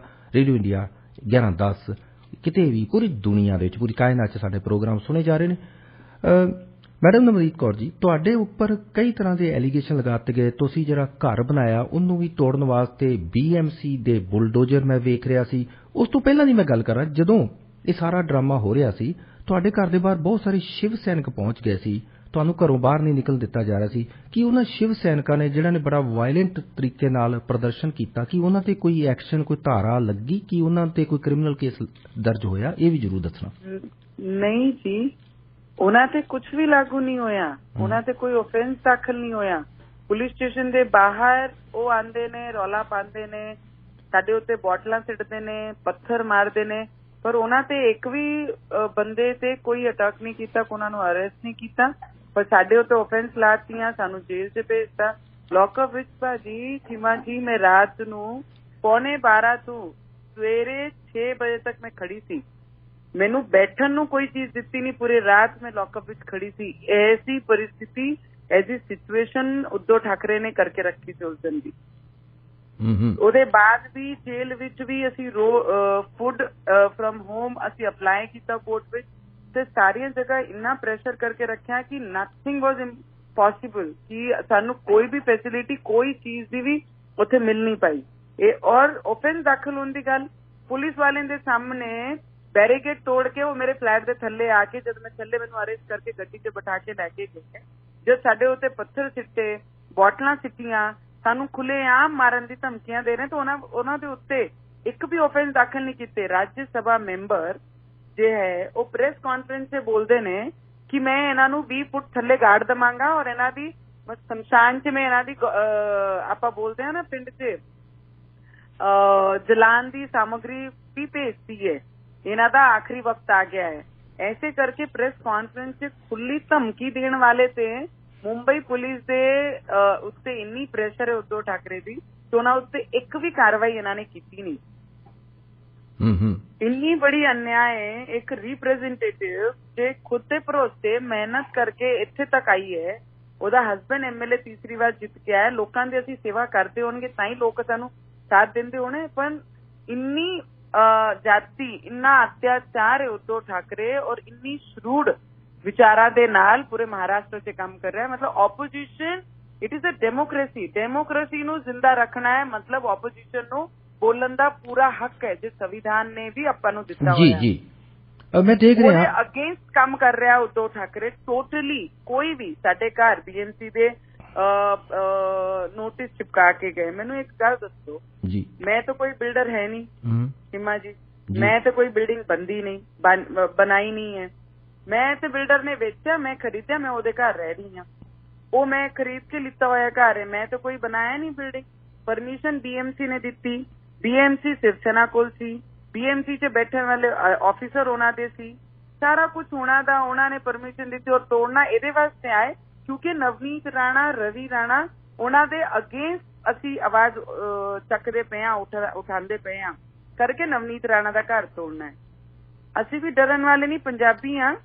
ਪੰਜਾਬੀ ਇੱਕ ਵਾਰ ਕੁਝ ਸੋਚ ਕੇ ਰੱਖਦਾ ਹੈ ਤੇ ਆਖਰੀ ਸਾਹ ਤੱਕ ਉਹਦੀ ਲੜਾਈ ਦਿੰਦਾ ਹੈ। ਔਰ ਨਵਨੀਤ ਜੀ ਇੱਕ ਮੈਨੂੰ ਦੱਸੋ, ਤੁਹਾਡੀ ਮੰਜ਼ਿਲ 8ਵੀਂ ਮੰਜ਼ਿਲ ਤੇ ਤੁਹਾਡਾ ਫਲੈਟ ਹੈ, ਉਹਦੀ ਕਹਿੰਦੇ ਬਾਲਕੋਨੀ ਵੱਡੀ ਹੈ। ਬਾਲਕੋਨੀ ਨੂੰ ਇਹ ਜੇ ਤੁਸੀਂ ਤਾਂ ਆਲਰੇਡੀ ਇਹ ਬਣਿਆ ਬਣਾਤਾ ਲਿਆ, ਇਹਦੀ ਬਾਲਕੋਨੀ ਤੋੜਨ ਵਾਸਤੇ ਇਹ ਆਏ ਨੇ, ਇਹਨਾਂ ਨੇ ਤੁਹਾਨੂੰ ਕੀ ਨੋਟਿਸ ਦੇ ਦਿੱਤਾ? ਹਾਂਜੀ, ਉਹਨਾਂ ਨੇ ਨੋਟਿਸ ਕਾਰਡ ਚਿਪਕਾਇਆ। ਦੇਖੋ ਭਾਜੀ, ਜਦ ਮੈਂ ਜੇਲ੍ਹ ਤੇ ਸੀ ਸੀਮਾ ਜੀ, 2 ਵਾਰੀ ਇਹ ਨੋਟਿਸ ਲਾ ਕੇ ਜਾਂਦੇ ਨੇ। ਮੈਨੂੰ ਦੱਸੋ, ਜਿਹੜਾ ਘਰ ਦਾ ਬੰਦਾ ਹੀ ਘਰ ਨਹੀਂ, ਤੁਸੀਂ ਨੋਟਿਸ ਲਾ ਕੇ ਜਾ ਰਹੇ ਹੋ। ਇੰਨੀ ਤਾਂ ਥੋੜੀ ਇਨਸਾਨੀਅਤ ਕਿਸੇ ਵਿੱਚ ਹੁੰਦੀ ਹੈ ਨਾ, ਕਿ ਬਈ ਉਹ ਤਾਂ ਜੇਲ੍ਹ 'ਚ ਬੈਠੇ ਨੇ। ਜੇਲ੍ਹ ਤੋਂ ਮੈਂ ਹਸਪੀਟਲ 4 ਦਿਨ ਗਈ ਹਾਂ। 4 ਦਿਨ ਮੇਰਾ ਹਸਬੈਂਡ ਘਰ ਵੇਟ ਕਰਦੇ ਸੀ ਕਿ BMC ਆਏਗੀ ਮੇਰੇ ਘਰ, ਮੇਰੇ ਸਾਹਮਣੇ ਮੈਜਰਮੈਂਟ ਕਰ ਲਓ, ਕਿਹੜੀ ਗਲਤੀਆਂ ਹੈਗੀਆਂ ਆਪਾਂ ਠੀਕ ਕਰ ਲਾਂਗੇ। ਤੇ 4 ਦਿਨ ਨਹੀਂ ਆਉਂਦੇ। ਜਿਵੇਂ ਮੈਂ ਦਿੱਲੀ ਆਨੀ ਆ, ਦਿੱਲੀ ਆਈ ਕਿ ਉਹ ਉੱਥੇ ਪਹੁੰਚੇ, ਉਹਨਾਂ ਨੇ ਫਿਰ ਮੈਜਰਮੈਂਟ ਕੀਤਾ। ਫਿਰ ਵੀ ਅਸੀਂ ਕੋਆਪਰੇਟ ਕੀਤਾ ਉਹਨਾਂ ਨੂੰ, ਤੁਸੀਂ ਜਿਹੜਾ ਮੈਜਰਮੈਂਟ ਕਰਨਾ ਹੈ ਲੀਗਲੀ ਆਪਾਂ ਉਹਦਾ ਆਨਸਰ ਤੁਹਾਨੂੰ ਦੇਵਾਂਗੇ। ਪਰ ਮੈਨੂੰ ਲੱਗਦਾ ਜਿਹੜਾ ਅਤਿਆਚਾਰ ਇੱਕ ਫੀਮੇਲ ਉੱਤੇ, ਫੀਮੇਲ ਦਾ ਮੈਂ ਉਹ ਨਾ ਲੈ ਕੇ ਇੱਕ ਗੱਲ ਦੱਸਾਂਗੀ, ਸਿਰਫ ਅਸੀਂ ਰੀਪ੍ਰੈਜ਼ੈਂਟ ਕਰਦੇ ਪਏ ਹਾਂ। ਔਰ ਰੀਪ੍ਰੈਜ਼ੈਂਟ ਜਿਹੜੀ ਗਲਤੀਆਂ ਸਾਨੂੰ ਲੱਗਦੀਆਂ ਕਿ ਗਲਤੀਆਂ ਉद्धਵ ਠਾਕਰੇ ਕਰਦਾ ਪਿਆ ਹੈ, ਕੋਈ ਵੀ ਮੈਨੂੰ ਇੱਕ ਆਨਸਰ ਦੱਸ ਦੇਵੇ। 2 ਸਾਲ ਕੋਈ CM ਚੀਫ ਮਿਨਿਸਟਰ ਆਪਣੇ ਆਫਿਸ ਨਹੀਂ ਜਾਏਗਾ, ਤੂੰ ਮਹਾਰਾਸ਼ਟਰ ਨੂੰ ਕਿਹੜੇ ਡਾਇਰੈਕਸ਼ਨ 'ਚ ਲੈ ਕੇ ਜਾ ਰਿਹਾ ਹੈ? ਉਹ ਤਾਂ ਬੋਲਣ ਦਾ ਅਧਿਕਾਰ ਮੈਨੂੰ ਹੈ ਨਾ। ਇਹਨਾਂ ਨੂੰ ਕੋਈ ਖਾਸ ਰੋਗ ਹੈ, ਕੋਈ ਗੁਪਤ ਰੋਗ ਹੈ ਜਾਂ ਕੋਈ ਏਦਾਂ ਦਾ ਰੋਗ ਹੈ ਉद्धਵ ਠਾਕਰੇ ਨੂੰ ਜਿਹੜਾ ਦੱਸ ਨਹੀਂ ਰਿਹਾ ਪਬਲਿਕ ਨੂੰ? ਬਹੁਤ ਪਹਿਲਾਂ ਵੀ ਇਹ ਗੱਲ ਆਈ ਸੀ ਕਿ ਉद्धਵ ਠਾਕਰੇ ਇੱਕ ਬੜੇ ਗੰਭੀਰ ਰੋਗ ਨਾਲ ਪੀੜਤ ਨੇ। ਜੇ ਗੰਭੀਰ ਰੋਗ ਨਾਲ ਪੀੜਤ ਨੇ ਤਾਂ ਮੁੱਖ ਮੰਤਰੀ ਕਿਉਂ ਬਣੇ ਹੋਏ ਨੇ? ਨਹੀਂ, ਮੇਰਾ ਤਾਂ ਸਿੱਧਾ ਕਹਿਣਾ ਹੈ ਜੀ, ਅਗਰ ਤੁਹਾਡੇ ਤੋਂ ਕੰਮ ਨਹੀਂ ਹੁੰਦਾ ਤੁਸੀਂ ਦੂਸਰੇ ਨੂੰ ਰਿਸਪੌਂਸਿਬਿਲਿਟੀ ਦੇ ਦਿਓ। ਕਿਉਂਕਿ ਮਹਾਰਾਸ਼ਟਰ ਇੱਕ ਐਸੀ ਸਟੇਟ ਹੈ ਜੋ ਫਾਈਨੈਂਸ਼ੀਅਲੀ ਦੇਸ਼ ਦੀ ਸਗੜਿਆਂ ਤੋਂ ਬੜੀ ਸਟੇਟ ਮੰਨੀ ਜਾਂਦੀ ਹੈ। ਉਹ ਸਟੇਟ ਵਿੱਚ ਅਗਰ ਮੁੱਖ ਮੰਤਰੀ 2 ਸਾਲ CM ਆਫਿਸ 'ਚ ਨਹੀਂ ਜਾਂਦਾ, ਠੀਕ ਹੈ, ਉਹਨਾਂ ਦੀ ਬਿਮਾਰੀ ਹੈ, ਉਹਨਾਂ ਨੂੰ ਕੋਈ ਬਹੁਤ ਬੜੀ ਡਿਸੀਜ਼ ਹੈ ਜਿਹਦਾ ਸਾਹਮਣਾ ਉਹ ਕਰਦੇ ਪਏ ਨੇ, ਤਾਂ ਕੋਈ ਜ਼ਬਰਦਸਤੀ ਨਹੀਂ ਕਰਦਾ ਪਿਆ ਨਾ ਕਿ ਤੁਸੀਂ ਮੁੱਖ ਮੰਤਰੀ ਰਹੋ। ਤੁਸੀਂ ਆਪਣੀ ਮੁੱਖ ਮੰਤਰੀ ਦੀ ਸੀਟ ਕਿਸੇ ਹੋਰ ਨੂੰ ਦੇ ਦਿਓ ਜੋ ਮਹਾਰਾਸ਼ਟਰ ਨੂੰ ਚੰਗੀ ਦਿਸ਼ਾ 'ਚ, ਫਾਰਮਰਸ ਦੀ, ਜੌਬਲੈਸ ਪੀਪਲ, ਕਿੰਨੇ ਜੌਬਲੈਸ ਪੀਪਲ ਸਾਡੇ ਮਹਾਰਾਸ਼ਟਰ 'ਚ ਯੰਗਸਟਰਸ ਘੁੰਮਦੇ ਪਏ ਨੇ, ਉਹਦੇ ਉੱਤੇ ਕੋਈ ਗੱਲ ਨਹੀਂ ਕਰਦੇ। ਫਾਰਮਰਸ ਦੀ ਪੋਜੀਸ਼ਨ ਇੰਨੀ ਖਰਾਬ ਹੈ, ਉਹਦੇ ਉੱਤੇ ਗੱਲ ਨਹੀਂ ਕਰਦੇ। ਇਲੈਕਟ੍ਰਿਸਿਟੀ ਡਿਪਾਰਟਮੈਂਟ ਇੰਨੇ ਘਾਟੇ 'ਚ ਚੱਲਦਾ ਪਿਆ ਸਾਡੇ ਮਹਾਰਾਸ਼ਟਰ ਦਾ ਕਿ ਲੋਡ ਸ਼ੀਡਿੰਗ ਹਰ ਘਰ 'ਚ 4-4, 5-5 ਘੰਟੇ, ਉਹਦੇ ਉੱਤੇ ਕੋਈ ਡਿਸਕਸ਼ਨ ਕਰਦੇ ਨਹੀਂ ਪਏ। ਸਿਰਫ ਉਹਨਾਂ ਦੇ ਅਗੇਂਸਟ ਕੋਈ ਬੋਲੇਗਾ ਤਾਂ ਉਹਨਾਂ ਨੂੰ ਇਹ ਜੇਲ੍ਹ ਦੇ ਪਿੱਛੇ ਭੇਜਣਗੇ ਔਰ ਦੇਸ਼ ਦਰੋਹ ਬਣਾਉਣਗੇ ਜੀ। ਮੈਨੂੰ ਲੱਗਦਾ ਇਹ ਜਿਹੜੀ ਗੱਲਾਂ ਕੰਮ ਕਰਦੇ ਪਏ ਨੇ, ਜਰ ਬਾਲਾ ਸਾਹਿਬ ਠਾਕਰੇ ਹੁੰਦੇ, ਆਪਾਂ ਤੇ ਖੁਦ ਇੰਨੇ ਮੰਨਣ ਵਾਲੇ ਔਰ ਲੜਾਈ ਲੜਨ ਵਾਲੇ ਪੰਜਾਬੀ ਦੇ ਸਾਰਿਆਂ ਤੋਂ ਪਹਿਲੇ ਫਰੰਟ ਇਹਦੇ ਵਿੱਚ ਰਹਿੰਦੇ ਨੇ। ਲੜਾਈ ਰਹੋ, ਦੇਸ਼ ਦੀ ਸੇਵਾ ਰਹੇ, ਦੇਸ਼ ਦੇ ਅੱਗੇ ਵਾਸਤੇ, ਉન્નਤੀ ਵਾਸਤੇ, ਫਾਰਮਰਸ ਵਾਸਤੇ ਆਪਾਂ ਸਾਰੇ ਅੱਗੇ ਰਹਿੰਦੇ ਨੇ। ਤੇ ਮੈਂ ਤਾਂ ਪੋਸਟ ਵਿੱਚ ਰਹਿ ਕੇ ਮੈਂ ਅਗਰ ਲੋਕਾਂ ਦੀ ਸੇਵਾ ਨਹੀਂ ਕਰਾਂਗੀ ਤੇ ਮੈਨੂੰ ਰੱਬ ਕਿੱਥੇ ਮਾਫ ਕਰੇਗਾ? ਇੱਕ ਮੈਂ ਹੋਰ ਨਾਲ ਖਬਰ ਦੇਖ ਰਿਹਾ, ਤੁਸੀਂ ਮਾਨਯੋਗ ਸਪੀਕਰ ਸਾਹਿਬ ਓਮ ਬਿਰਲਾ ਹੋਰਾਂ ਨੂੰ ਮਿਲੇ ਹੋ। ਓਮ ਬਿਰਲਾ ਹੋਰਾਂ ਨੂੰ ਤੁਸੀਂ ਕੀ ਗੁਹਾਰ ਕੀਤੀ, ਕੀ ਦੱਸਿਆ? ਸੀ ਸਾਨੂੰ ਇੱਕ ਰਾਈਟਸ ਹੁੰਦਾ ਹੈ, ਜਿਹੜੇ ਮੈਂਬਰ ਆਫ ਪਾਰਲੀਮੈਂਟ ਹੁੰਦੇ ਨੇ ਨਾ, ਉਹਨਾਂ ਨੂੰ ਇੱਕ ਪ੍ਰਿਵਿਲੇਜ ਰਾਈਟਸ ਹੁੰਦਾ ਹੈ ਸਾਨੂੰ। ਸਾਡੇ ਨਾਲ ਅਗਰ ਕੋਈ ਵੀ ਜਾਤੀ ਹੁੰਦੀ ਹੈ ਔਰ ਸਾਡੇ ਵਿਸ਼ੇਸ਼ ਅਧਿਕਾਰਾਂ ਵਿੱਚ ਕੋਈ ਵੀ ਅਗਰ ਅੜੰਗੇ ਲਿਆਂਦਾ ਹੈ ਤਾਂ ਉਹਦੇ ਅਗੇਂਸਟ ਅਸੀਂ ਇੱਥੇ ਆ ਕੇ ਕੰਪਲੇਨ ਕਰਦੇ ਹਾਂ। ਕੰਪਲੇਨ ਕਰਕੇ ਉਹ ਕੰਪਲੇਨ ਲੈਂਦੇ ਨੇ, ਫਿਰ ਉਹਦੇ ਬਾਅਦ ਉਹ ਸਾਰੇ ਲੋਕਾਂ ਨੂੰ ਇੱਥੇ ਇਨਕੁਆਇਰੀ ਵਾਸਤੇ ਬੁਲਾਉਂਦੇ ਨੇ। ਔਰ ਇਹ ਸਾਰੀ ਚੀਜ਼ਾਂ ਜਿਹੜੀ ਮੇਰੇ ਨਾਲ ਹੋਈਆਂ ਨੇ, ਲੌਕਅਪ ਤੋਂ ਲੈ ਕੇ ਜੇਲ੍ਹ ਤੋਂ ਲੈ ਕੇ ਅਰੈਸਟ ਤੋਂ ਲੈ ਕੇ ਸਾਰੀਆਂ ਗੱਲਾਂ ਮੈਂ ਉਹਨਾਂ ਦੇ ਸਾਹਮਣੇ ਰੱਖੀਆਂ ਕਿ ਐਸੀ परिस्थिति ऐसे ਮੈਨੂੰ ਲੋਕਾਂ ਨੇ ਰੱਖਿਆ। ਨਿਯਮ ਅਗਰ ਦੇਖੇ ਆਪਾਂ ਤੇ ਪੁਲਿਸ ਸਟੇਸ਼ਨ ਵਿੱਚ 6 ਵਜੇ ਤੋਂ ਬਾਅਦ ਕੋਈ ਵੀ ਫੀਮੇਲ ਨੂੰ ਆਪਾਂ ਬਿਠਾ ਕੇ ਨਹੀਂ ਰੱਖ ਸਕਦੇ। ਇਹਨਾਂ ਨੇ ਮੈਨੂੰ 12 ਵਜੇ ਤੱਕ ਬਿਠਾ ਕੇ ਰੱਖਿਆ ਕਿ ਤੁਹਾਡੀ ਬੇਲ ਹੋ ਰਹੀ ਹੈ, ਬੇਲ ਦੀ ਫਾਰਮੈਲਿਟੀਜ਼ ਹੋ ਰਹੀਆਂ ਕਰਕੇ ਮੈਡਮ ਤੁਸੀਂ ਬੈਠੋ। ਔਰ ਰਾਤ ਤੇ ਰਾਤ ਉਹਨਾਂ ਨੇ 9-10 ਵਜੇ ਤੋਂ ਬਾਅਦ ਇਹ ਨॉन ਅਵੇਲੇਬਲ ਆਫਿਸ ਦਾਖਲ ਕਰਕੇ 12:30 ਪੌਣੇ 12 ਵਜੇ ਮੈਨੂੰ ਲੌਕਅਪ ਤੇ ਭੇਜਿਆ ਰਾਤ ਨੂੰ। ਜਦ ਸਾਨੂੰ ਪਤਾ ਲੱਗਿਆ ਕਿ ਜਦ ਵੀ ਇਹਨਾਂ ਨੇ ਦੱਸਿਆ ਨਹੀਂ ਕਿ 124A ਸੈਡੀਸ਼ਨ ਦੇਸ਼ ਵਿਰੋਧੀ ਤੁਹਾਡੇ ਉੱਤੇ ਲਾਈ ਹੈ, ਤੇ ਮੈਂ ਬਿਰਲਾ ਸਾਹਿਬ ਨੂੰ ਸਾਰੀ ਚੀਜ਼ਾਂ ਦੱਸੀਆਂ। ਬਿਰਲਾ ਸਾਹਿਬ ਨੇ ਮੈਨੂੰ ਆਸ਼ਵਾਸਨ ਦਿੱਤਾ ਹੈ ਔਰ ਇਹੀ ਕਿਹਾ ਹੈ ਕਿ ਜਦ ਤੁਹਾਡੇ ਨਾਲ ਜਿਹੀ ਚੀਜ਼ਾਂ ਹੋਈਆਂ ਤੁਸੀਂ ਸੱਚ ਇੱਥੇ ਦੱਸਿਓ, ਉਹਦੇ ਮੁਤਾਬਿਕ ਇਹਨਾਂ ਉੱਤੇ ਕਾਰਵਾਈ ਆਪਾਂ ਜ਼ਰੂਰ ਕਰਾਂਗੇ। ਕਿਸ ਤਰ੍ਹਾਂ ਦੀ ਕਾਰਵਾਈ ਕਰਨਗੇ, ਕਿਸ ਤਰ੍ਹਾਂ ਦੀ ਕਾਰਵਾਈ ਹੋ ਸਕਦੀ ਹੈ? ਕਿਉਂਕਿ ਮਹਾਰਾਸ਼ਟਰ ਸਰਕਾਰ ਤਾਂ ਇਸ ਵਕਤ ਤੁਹਾਡੇ ਪਿੱਛੇ ਪਈ ਹੈ। ਮਹਾਰਾਸ਼ਟਰ ਸਰਕਾਰ ਤਾਂ ਕਹਿ ਰਹੀ ਹੈ ਕਿ ਤੁਸੀਂ ਹਸਪਤਾਲ 'ਚ ਗਏ, ਉੱਥੋਂ ਦੀਆਂ ਫੋਟੋਆਂ ਲੀਕ ਕੀਤੀਆਂ, ਅਸੀਂ ਉਹ ਵੀ ਇੱਕ ਵਿਸ਼ੇਸ਼ ਅਧਿਕਾਰ ਕਮੇਟੀ ਉਹਨੂੰ ਪਾਵਾਂਗੇ। ਉਹਨਾਂ ਨੇ ਹੋਰ ਵੀ ਕਈ ਗੱਲਾਂ ਕਹੀਆਂ ਨੇ, ਤੁਸੀਂ ਬੇਲ ਦੇ ਜਿਹੜੀ ਕੰਡੀਸ਼ਨਸ ਉਹਨਾਂ ਦਾ ਆਫੈਂਸ ਕੀਤਾ ਹੈ, ਏਦਾਂ ਦੀਆਂ ਗੱਲਾਂ ਮਹਾਰਾਸ਼ਟਰ ਸਰਕਾਰ ਕਹਿ ਰਹੀ ਹੈ। ਬੇਲ ਦੇਖੋ, ਕੋਰਟ ਜਦ ਵੀ ਸਾਨੂੰ ਕੋਈ ਚੀਜ਼ ਆਦੇਸ਼ ਕਰਦਾ, ਆਰਡਰ ਕਰਦਾ, ਅਸੀਂ ਉਹਦਾ ਪੂਰਾ ਪਾਲਨ ਕਰਦੇ ਹਾਂ। We are a very responsible person. ਮੈਂ ਔਰ ਮੇਰੇ ਹਸਬੈਂਡ ਦੋਨੋਂ ਹੀ MLA MP ਇੱਕ ਘਰ 'ਚ ਅਗਰ ਕੋਈ ਬੰਦਾ ਕਿਸੇ ਨੂੰ ਦਿੰਦਾ ਹੈ, ਲੋਕ ਦਿੰਦੇ ਨੇ, ਲੋਕ ਵੋਟ ਕਰਦੇ ਨੇ, ਤੇ ਸਾਡੀ ਮਿਹਨਤ ਦੇਖ ਕਰ ਹੀ ਲੋਕਾਂ ਨੇ ਵੋਟਾਂ ਪਾਈਆਂ ਸਾਨੂੰ। ਤੇ ਮੈਨੂੰ ਲੱਗਦਾ ਹੈ ਕਿ ਜਿਹੜਾ ਵੀ ਉद्धਵ ਠਾਕਰੇ ਬੋਲਦੇ ਪਏ ਨੇ, ਇੱਕ ਗੱਲ ਤੇ ਉਹਨਾਂ ਨੂੰ ਇਹ ਸਮਝ ਨਹੀਂ ਆ ਰਹੀ ਕਿ ਮੈਂ ਉਹਨਾਂ ਦੀ ਕਸਟਡੀ 'ਚ ਨਹੀਂ ਸੀ ਜਦ ਮੈਂ ਹਸਪੀਟਲ ਗਈ। ਮੈਂ ਕਸਟਡੀ ਤੋਂ ਛੁੱਟ ਗਈ ਸੀ, ਬੇਲ ਮੈਨੂੰ ਮਿਲ ਗਈ ਸੀ। ਉਹਦੇ ਬਾਅਦ ਮੇਰੀ ਪ੍ਰਾਈਵੇਟ ਲਾਈਫ ਹੈ ਕਿ ਮੈਂ ਕਿਹੜਾ ਮੇਰੀ ਹੈਲਥ ਇਸ਼ੂ ਹੈਗੀਆਂ, ਉਹਦਾ ਟ੍ਰੀਟਮੈਂਟ ਕਰਾਉਣਾ ਹੈ, ਕੀ ਟ੍ਰੀਟਮੈਂਟ ਹੋ ਰਿਹਾ ਹੈ, ਕਿਵੇਂ ਟ੍ਰੀਟਮੈਂਟ ਹੋ ਰਿਹਾ ਹੈ। ਇਹ ਤਾਂ ਜਾਤੀ ਪੂਰੇ ਆਮ ਦਿਖਦੀ ਪਈ ਹੈ। ਅਗਰ ਮੈਂ ਪੋਸਟ ਮੇਰੇ ਲੋਕ ਕਰਦੇ ਵੀ ਨੇ ਕਿ ਮੇਰਾ MRI ਹੋ ਰਿਹਾ, ਬਿਕੋਜ਼ 27 ਨੂੰ ਜਦ ਮੈਂ ਜੇਲ੍ਹ ਵਿੱਚ ਸੀਗੀ ਤੇ ਜੇਲ੍ਹ ਦੇ ਡਾਕਟਰ ਨੇ ਲਿਖ ਕੇ ਦਿੱਤਾ ਕਿ ਸ਼ੀ ਇਜ਼ ਨਾਟ ਓਕੇ, ਉਹਦੀ ਹੈਲਥ ਠੀਕ ਨਹੀਂ ਹੈ, ਉਹਨੂੰ ਇਮੀਡੀਏਟ ਹਸਪੀਟਲ ਵਿੱਚ ਲੈ ਕੇ ਜਾ ਕੇ ਉਹਦਾ ਹੈਲਥ ਚੈੱਕਅਪ ਹੋਣਾ, MRI ਹੋਣਾ, CT ਸਕੈਨ ਹੋਣਾ, ਐਕਸਰੇ ਹੋਣਾ ਬਹੁਤ ਜ਼ਰੂਰੀ ਹੈ। ਅਰਜੈਂਟ ਇਹਨੂੰ ਹਸਪੀਟਲ ਲੈ ਕੇ ਜਾਓ। 27 ਨੂੰ ਡਾਕਟਰ ਲਿਖ ਕੇ ਦਿੰਦੇ ਨੇ, ਪਰ ਜੇਲ੍ਹ ਦੇ ਲੋਕ ਨੇ, ਜੇਲ੍ਹ ਦੇ ਜਿਹੜੇ ਜੇਲਰ ਨੇ, ਸੁਪਰੀਡੈਂਟ ਨੇ, ਉਹਨਾਂ ਨੇ ਮੈਨੂੰ ਪਰਮਿਸ਼ਨ ਦਿੱਤੀ ਨਹੀਂ, ਨਾ ਹੀ ਮੈਨੂੰ ਹਸਪੀਟਲ ਭੇਜਿਆ ਜਦ ਤੱਕ ਮੇਰੀ ਬੇਲ ਹੋਈ ਨਹੀਂ। ਮੈਨੂੰ ਲੱਗਦਾ ਹੈ ਕਿਹਦੀ ਰਿਸਪੌਂਸਿਬਿਲਿਟੀ ਹੈ? ਮੈਂ ਤੇ ਚਲੋ ਪੇਨ ਬਰਦਾਸ਼ਤ ਕਰ ਲਿਆ, ਮੈਂ ਤੇ ਲੜਨ ਵਾਲੀ ਲੇਡੀ ਹਾਂ, ਮੈਂ ਅੱਗੇ ਵੀ ਲੜਾਂਗੀ, ਅਸੀਂ ਡਰਨ ਵਾਲੇ ਲੋਕ ਨਹੀਂ ਹੈ।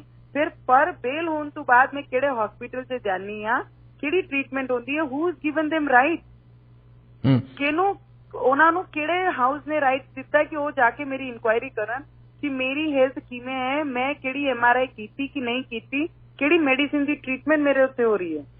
ਸੀਮਾ ਜੀ, till the time you are working you are under your office people, ਪਰ ਉਹਦੇ ਬਾਅਦ ਜਦ ਤੁਸੀਂ ਜਾ ਕੇ ਪ੍ਰਾਈਵੇਟਲੀ ਤੁਸੀਂ ਕੁਝ ਕਰਦੇ ਹੋ, it is not other people's responsibility, ਤੁਹਾਡੇ ਆਫਿਸ ਵਾਲਿਆਂ ਦੀ ਰਿਸਪੌਂਸਿਬਿਲਿਟੀ ਨਹੀਂ ਬਣਦੀ ਹੈ, ਜਾਂ ਤੁਹਾਡੇ ਸਰਕਾਰ ਦੀ ਰਿਸਪੌਂਸਿਬਿਲਿਟੀ ਨਹੀਂ ਬਣਦੀ ਹੈ। ਪ੍ਰਾਈਵੇਟਲੀ ਤੁਸੀਂ ਕੁਝ ਵੀ ਕਰ ਸਕਦੇ ਹੋ, ਯੂ ਗॉट ਆਲ ਫ੍ਰੀडम। ਪਰ ਉਹਨਾਂ ਨੇ ਉਹ ਸਾਰੀਆਂ ਗੱਲਾਂ ਬਾਜੂ 'ਚ ਰੱਖ ਕੇ ਹਸਪੀਟਲ ਜਾ ਕੇ ਡਾਕਟਰ ਨੂੰ ਟਾਰਚਰ ਕਰਨਾ, ਉੱਥੇ ਦੇ ਨਰਸਾਂ ਨੂੰ, ਸਿਸਟਰ ਬ੍ਰਦਰ ਨੂੰ ਟਾਰਚਰ ਕਰਨਾ, ਹਸਪੀਟਲ ਦੇ ਟਰਸਟੀ ਨੂੰ ਟਾਰਚਰ ਕਰਨਾ, PMC ਦਾ ਕੀ ਰੋਲ ਹੈ, ਉਹਨਾਂ ਨੂੰ ਨੋਟਿਸ ਭੇਜਣਾ। ਤੇ ਮੈਨੂੰ ਲੱਗਦਾ ਇਹ ਜਿਹੜੀ ਗੱਲਾਂ ਹੈ, ਮੇਰਾ ਘਰ ਤੋੜਨ ਵਾਸਤੇ ਆ ਰਹੇ ਨੇ, ਨੋਟਿਸਾਂ ਦੇ ਰਹੇ ਨੇ, ਮੈਨੂੰ ਜੇਲ੍ਹ 'ਚ ਪਾ ਰਹੇ ਨੇ, ਮੈਨੂੰ ਦੇਸ਼ ਧਰੋਹ ਬਣਾ ਰਹੇ ਨੇ, ਔਰ ਮੇਰੇ ਹਸਪੀਟਲ 'ਚ ਜਾ ਕੇ MRI ਦੀ ਰਿਪੋਰਟ ਮੰਗ ਰਹੇ ਨੇ। ਉद्धਵ ਠਾਕਰੇ ਨੂੰ ਕੋਈ ਦੂਸਰਾ ਕੰਮ ਨਹੀਂ ਰਿਹਾ। ਜਿਹੜਾ ਵੀ ਉਹਦੇ ਅਗੇਂਸਟ ਬੋਲੇਗਾ, ਜਿਹੜੀ ਮਿਸਟੇਕ ਉਹ ਕਰਦਾ ਪਿਆ, ਉਹਨੂੰ ਦਿਖਾਏਗਾ ਲੋਕਾਂ ਵਿੱਚ ਲਿਆ ਕੇ, ਉਹਦੇ ਉੱਤੇ ਐਸੀ ਕਾਰਵਾਈਆਂ ਹੋਣਗੀਆਂ। ਮਹਾਰਾਸ਼ਟਰ 'ਚ ਮੈਂ ਨਹੀਂ ਆ, ਪਹਿਲੇ ਮੇਰੇ ਪਹਿਲੇ ਵੀ ਕੋਈ ਮਿਨਿਸਟਰ ਨੇ, ਉਹਨਾਂ ਦੇ ਘਰ ਵੀ ਐਵੇਂ ਹੋਇਆ, ਜਿਹੜੇ ਵੀ ਉਹਨਾਂ ਦੇ ਆਪੋਜੀਸ਼ਨ ਨੇ ਉਹਨਾਂ ਦੇ ਘਰ ਐਵੇਂ ਧਾੜ ਮਾਰੀ, ਉਹਨਾਂ ਦੇ ਘਰ ਦੇ ਉੱਤੇ ਤੋੜਨ ਫੋੜਨ ਵਾਸਤੇ ਨੋਟਿਸਾਂ ਲਾਈਆਂ। ਇਹ ਸਾਰੀਆਂ ਚੀਜ਼ਾਂ ਮਹਾਰਾਸ਼ਟਰ 'ਚ ਹੋ ਰਹੀਆਂ। ਇਹਦੇ ਪਹਿਲੇ ਅਸੀਂ ਕਦੀ ਹੁੰਦੇ ਐਸੀ ਚੀਜ਼ਾਂ ਦੇਖੀਆਂ ਨਹੀਂ। ਇੱਕ ਚੀਜ਼ ਦੱਸੋ, ਸ਼ਰਦ ਪਵਾਰ ਹੋਰਾਂ ਦਾ ਕੀ ਕਹਿਣਾ ਹੈ, ਉਹਨਾਂ ਦਾ ਪਰਸਨਲ ਕੀ ਕਹਿਣਾ ਇਸ ਸਾਰੇ ਐਪੀਸੋਡ ਬਾਰੇ? ਸ਼ਰਦ ਪਵਾਰ ਤਾਂ ਸੀਨੀਅਰ ਲੀਡਰ ਨੇ। ਮੈਂ ਇਹੀ ਕਹਾਂਗੀ, ਬਹੁਤ ਸੀਨੀਅਰ ਲੀਡਰ ਨੇ, ਉਹਨਾਂ ਨੇ ਡਾਇਰੈਕਟਲੀ ਇਨਡਾਇਰੈਕਟਲੀ ਉਹਨਾਂ ਨੇ ਮੈਨੂੰ ਹੀ ਸਪੋਰਟ ਕੀਤਾ। ਉਹਨਾਂ ਨੇ ਕਿਹਾ 124 ਸੈਡੀਸ਼ਨ, ਉਹਨਾਂ ਨੇ ਕਿਸੇ ਹੋਰ ਵਾਸਤੇ ਕਿਹਾ, ਪਰ ਉਹਨਾਂ ਨੇ ਕਿਹਾ ਜਦ ਮੈਂ ਅੰਦਰ ਮੈਨੂੰ ਭੇਜਿਆ, ਜਦ ਉਹਨਾਂ ਨੇ ਕਿਹਾ ਤੇ ਮੈਨੂੰ ਲੱਗਦਾ ਹੈ ਕਿ ਪਵਾਰ ਸਾਹਿਬ ਨੇ ਡਿਸੀਜਨ ਲੈਣਾ ਚਾਹੀਦਾ ਸੀ ਕਿ 124 ਐਡੀਸ਼ਨ ਲਾਣਾ। ਜਦ ਉਹ ਵਿਰੋਧ ਕਰਦੇ ਪਏ ਨੇ ਤੇ ਉਹਨਾਂ ਦੀ ਸਰਕਾਰ ਵਿੱਚ ਰਹਿੰਦੇ ਐਸੀ ਕੋਈ ਫੀਮੇਲ ਦੇ ਜਾਂ ਐਸੇ ਕੋਈ MLA ਦੇ ਉੱਤੇ ਐਸਾ ਕੇਸ ਲਾਣਾ ਤੇ ਕੋਈ ਨਿਯਮ ਲਾਅ ਦੇ ਅੰਡਰ ਨਹੀਂ ਆਂਦਾ। ਤੇ ਮੈਨੂੰ ਲੱਗਦਾ ਹੈ ਸੀਨੀਅਰ ਲੀਡਰਸ ਨੇ ਉਹ ਡਿਸੀਜਨ ਲੈਣਾ ਸੀ, ਪਰ ਮੈਨੂੰ ਲੱਗਦਾ ਕਿ ਕੋਈ ਕਿਸੇ ਨੇ ਸੁਣੀ ਨਹੀਂ ਹੋਣੀ ਹੈ। ਉਹਨਾਂ ਨੇ ਸਿੱਧਾ ਕਹਿਤਾ ਕਿ ਇਹ ਕੇਸ ਵਿੱਚ ਤੁਸੀਂ ਕੁਝ ਬੋਲੋ ਨਾ, ਨਵਨੀਤ ਕੌਰ ਰਾਣਾ ਨੂੰ ਅਸੀਂ ਠੀਕ ਕਰਨਾ ਹੈ। ਇਹ ਕਰਕੇ ਉਹਨਾਂ ਨੇ ਡਿਸੀਜਨ ਲਿੱਤਾ ਔਰ ਮੈਨੂੰ ਜੇਲ੍ਹ ਤੇ ਪਾਇਆ। ਆਖਰ 'ਚ ਇੱਕ ਮੈਂ ਤੁਹਾਡੇ ਕੋਲ ਸਵਾਲ ਪੁੱਛਣਾ ਚਾਹੁੰਦਾ, ਤੁਹਾਡਾ ਫਿਊਚਰ ਪਲਾਨ ਕੀ ਹੈ? ਸਾਰੇ ਐਪੀਸੋਡ ਤੋਂ ਬਾਅਦ ਸਾਡੇ ਜਿਹੜੇ ਰੇਡੀਓ ਇੰਡੀਆ ਦੂਰ ਦੂਰ ਤੱਕ ਸੁਣ ਰਹੇ ਨੇ ਸਾਡੇ ਸਰੋਤਿਆਂ ਨੂੰ ਜ਼ਰੂਰ ਦੱਸ ਕੇ ਜਾਓ ਕਿ ਫਿਊਚਰ ਪਲਾਨ ਹੁਣ ਕੀ ਕਰਨ ਜਾ ਰਹੇ, ਤੁਹਾਡਾ ਲਾਈਨ ਆਫ ਐਕਸ਼ਨ ਕੀ ਹੋਏਗਾ? ਦੇਖੋ, ਮੈਂ ਕਦੀ ਮੇਰਾ ਕਰੀਅਰ ਕੋਈ ਲਾਈਨ ਆਫ ਐਕਸ਼ਨ ਨਾਲ ਡਿਸੀਜਨ ਕਦੀ ਲਿੱਤੇ ਨਹੀਂ ਹੈ ਲਾਈਫ 'ਚ। ਮੈਂ ਸਿਰਫ ਕੰਮ ਕਰਦੀ ਹਾਂ। ਬਚਪਨ ਤੋਂ ਹੀ ਮੈਂ 7ਵੀਂ 8ਵੀਂ ਤੋਂ ਕੰਮ ਕਰਨਾ ਸ਼ੁਰੂ ਕੀਤਾ ਹੈ। ਮੇਰੀ ਲਾਈਫ ਮੈਂ ਖੁਦ ਸਟਰਗਲ ਕਰਕੇ ਹਰ ਚੀਜ਼ ਫੇਸ ਕਰਕੇ ਮੈਂ ਇੱਥੇ ਤੱਕ ਪਹੁੰਚੀ ਹਾਂ। ਤਾਂ ਲਾਈਨ ਆਫ ਐਕਸ਼ਨ ਕਰਨਾ, ਉਹ ਫੈਮਿਲੀ ਜਿਨ੍ਹਾਂ ਦੀ ਬਹੁਤ ਫੈਮਿਲੀ ਬੈਕਗ੍ਰਾਉਂਡ ਨੇ, ਬਹੁਤ ਪੋਲਿਟਿਕਸ ਵਿੱਚ ਨੇ, ਬਹੁਤ ਬੜੇ ਨੇ, ਬਹੁਤ ਪੈਸੇ ਵਾਲੇ ਨੇ, ਉਹ ਲਾਈਨ ਆਫ ਐਕਸ਼ਨ ਤਿਆਰ ਕਰਦੇ ਨੇ। ਸਾਡੇ ਵਾਸਤੇ ਤਾਂ ਰੋਜ਼ ਖੱਡਾ ਖੋਦਣਾ ਹੈ और पानी ਕੱਢਣਾ और पानी पीना है जी। ਅਸੀਂ ਤਾਂ ਬਹੁਤ ਨਾਰਮਲ ਫੈਮਿਲੀ ਤੋਂ ਹੈ, ਤਾਂ ਹਰ ਰੋਜ਼ ਕੰਮ ਕਰਨਾ ਹੈ, ਬਸ ਇੰਨਾ ਹੀ ਡਿਸਾਈਡ ਕਰਦੀ ਹਾਂ। ਕੰਮ ਮੈਂ ਕੀਤਾ ਕਰਕੇ ਮੈਂ ਇੱਥੇ ਤੱਕ ਪਹੁੰਚੀ ਹਾਂ। ਅੱਗੇ ਵੀ ਮੈਂ ਕੰਮ ਕਰਾਂਗੀ ਔਰ ਮੇਰਾ ਕੰਮ ਮੈਨੂੰ ਅੱਗੇ ਲੈ ਕੇ ਜਾਏਗਾ। ਰੱਬ ਤੇ ਭਰੋਸਾ ਹੈ ਔਰ ਆਪਣੀ ਮਿਹਨਤ ਤੇ, ਮੇਰੇ ਹਾਰਡ ਵਰਕਿੰਗ ਤੇ ਭਰੋਸਾ ਹੈ। ਸਾਡੇ ਲਿਸਨਰ ਨੂੰ ਕੋਈ ਅੰਤ 'ਚ ਕੋਈ ਮੈਸੇਜ ਦੇਣਾ ਚਾਹੋ? ਕੈਨੇਡਾ ਬੈਠੇ, ਖਾਸ ਕਰ ਕੈਨੇਡਾ, ਅਮਰੀਕਾ, ਇੱਥੇ ਯੂਰਪ 'ਚ ਬੈਠੇ, ਮੇਰੇ ਪੂਰੇ ਕੈਨੇਡਾ 'ਚ ਬਸੇ ਹੋਏ ਸਾਰੇ ਇੰਡੀਅਨ ਜਿੰਨੇ ਵੀ ਲੋਕ ਮੈਨੂੰ ਸੁਣ ਰਹੇ ਨੇ, ਫੀਮੇਲ असो, ਮੇਲ असो ਜਾਂ ਯੰਗਸਟਰਸ असो, ਸਾਰਿਆਂ ਨੂੰ ਇੱਕ ਹੀ ਗੱਲ ਦੱਸਾਂਗੀ, hard work will pay one day. ਔਰ ਆਪਣੇ ਲਾਈਫ 'ਚ ਜੋ ਵੀ ਹਾਰਡ ਵਰਕਿੰਗ ਕਰਦਾ ਹੈ, ਦੂਸਰੇ ਸਾਰੇ ਇੰਡੀਆ ਤੋਂ ਛੱਡ ਕੇ ਸਾਰੇ ਲੋਕ ਉੱਥੇ ਜਾ ਕੇ ਬਸੇ ਨੇ, ਆਪਣਾ ਪਰਿਵਾਰ, ਆਪਣੇ ਲਿੰਕ, ਆਪਣਾ ਦੇਸ਼ ਛੱਡ ਕੇ ਉੱਥੇ ਬਸੇ ਨੇ। ਸਾਰੇ ਆਪਣੇ ਆਪਣੇ ਲਾਈਫ 'ਚ ਬਹੁਤ ਜ਼ਿਆਦਾ ਸਟਰਗਲ ਕਰਦੇ ਪਏ ਨੇ। ਪਰ ਮੈਨੂੰ ਲੱਗਦਾ ਹੈ ਕਿ ਟਾਰਗੇਟ ਤੋਂ ਜ਼ਿਆਦਾ ਹਾਰਡ ਵਰਕਿੰਗ ਕਰਨਾ ਔਰ ਰੋਜ਼ ਕੰਮ ਕਰਨਾ, ਇਹ ਸਾਰਿਆਂ ਤੋਂ ਬੜਾ ਟਾਰਗੇਟ ਆਪਣੇ ਲਾਈਫ 'ਚ ਹੋਣਾ ਚਾਹੀਦਾ ਹੈ। ਕੰਮ ਹੀ ਸਾਰਿਆਂ ਤੋਂ ਬੜਾ ਰੱਬ ਹੈ। ਜਿਹਨੇ ਕੰਮ ਕੀਤਾ ਰੱਬ ਉਹਦੇ ਨਾਲ ਰਹਿੰਦਾ ਹੈ। ਰੱਬ ਤੇ ਭਰੋਸਾ ਰੱਖੋ, ਸਾਰਾ ਕੁਝ ਵਧੀਆ ਹੁੰਦਾ ਹੈ। ਬਹੁਤ ਬਹੁਤ ਸ਼ੁਕਰੀਆ, ਬਹੁਤ ਬਹੁਤ ਧੰਨਵਾਦ ਜੀ, ਤੁਸੀਂ ਅੱਜ ਸਾਡੇ ਪ੍ਰੋਗਰਾਮ 'ਚ ਆ ਕੇ ਚਾਰ ਚੰਦ ਲਾਤੇ। Thank you very much. Thank you so much. Thank you.